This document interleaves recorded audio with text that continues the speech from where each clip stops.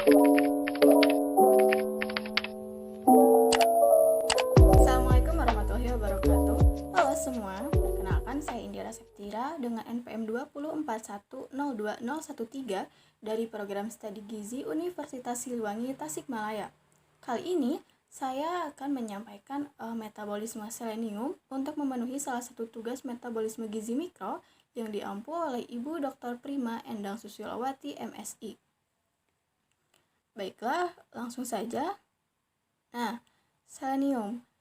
Selenium merupakan salah satu mikromineral yang ditemukan di dalam tanah, di mana selenium ini terbagi menjadi dua bagian, yaitu ada selenium inorganik yang terdiri dari selenat dan juga selenit, kemudian ada selenium organik yang terdiri dari selenocysteine dan juga selenometionin, di mana si selenium organik ini merupakan bagian dari asam amino.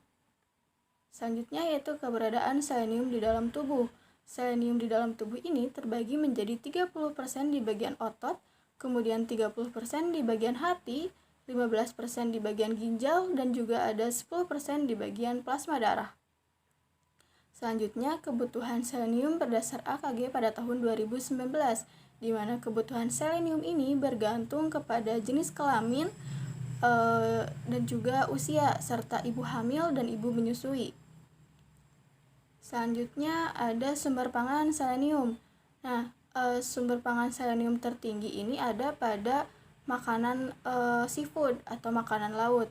Seperti 3 ons ikan tuna akan mengandung sekitar 92 mikrogram selenium, kemudian ada 3 ons sarden mengandung sekitar 45 mikrogram selenium. Selain dari makanan laut, ada juga dari kacang Brazil, di mana 1 ons kacang Brazil ini akan mengandung sekitar 544 mikrogram selenium. Selanjutnya yaitu ada bayam mengandung 11 mikrogram selenium, dan juga ada telur, ayam, dan makanan lainnya. Selanjutnya yaitu fungsi selenium.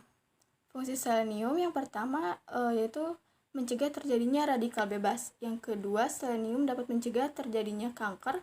Dan yang ketiga, selenium dapat mencegah infertilitas pada pria. Yang pertama, mencegah terjadinya radikal bebas.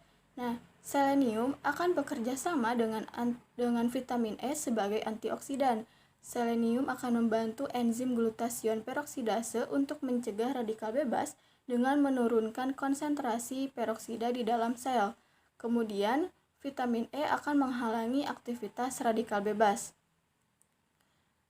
Selanjutnya, selenium dapat mencegah timbulnya penyakit kanker, di mana selenium NPS yang berada di sitosol akan berinteraksi dengan mitokondria untuk melepaskan sitokrom C.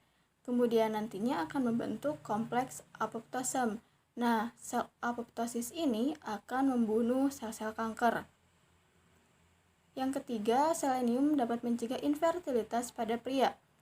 Di dalam sperma terdapat kandungan selenium. Si selenium ini akan membantu mengontrol produksi sperma dengan baik sehingga perkembangan sperma akan tetap stabil.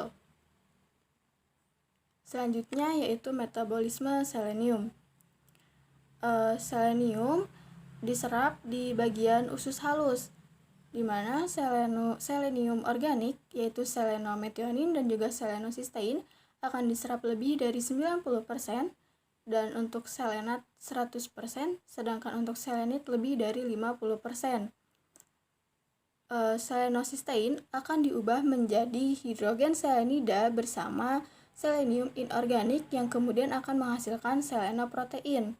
Kemudian, selenoprotein akan dilepaskan atau didistribusikan ke organ lain seperti pada hati, otot, ginjal, dan juga plasma darah. Nah, selanjutnya selenit akan mengalami metilasi menjadi dimetil selenida dan juga trimetil selenida, di mana nantinya kelebihan selenium ini akan diekskresikan lewat nafas, kulit, feses, dan juga gula selenit, dan untuk trimetil selenida akan diekskresikan lewat urin. Selanjutnya yaitu kekurangan selenium. Kekurangan selenium pada tubuh dapat mengalami penyakit kesan dengan gejalanya yaitu terjadi miokarditis, Miokarditis ini suatu kondisi jantung yang mengalami peradangan sehingga fungsi jantung akan berkurang. Selanjutnya ada distrofi miotonik, yaitu lemahnya kekuatan otot. Yang ketiga, ada penyakit Kasinbek, di mana penderita Kasinbek ini akan mengalami gejala tubuh yang mengalami pembengkakan, kemudian adanya rasa sakit pada jari, kemudian terjadinya kaku, dan terjadinya osteoartritis, yaitu kondisi sendi yang rusak. Selanjutnya ada kelebihan selenium. Kelebihan selenium di dalam tubuh ini akan bersifat racun atau biasa disebut dengan selenosis.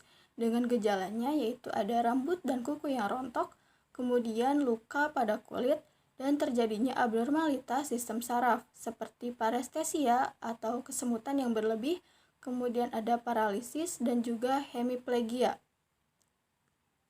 Berikut merupakan referensi yang saya gunakan. Sekian presentasi dari saya. Mohon maaf atas segala kekurangannya. Wassalamualaikum warahmatullahi wabarakatuh. Dadah.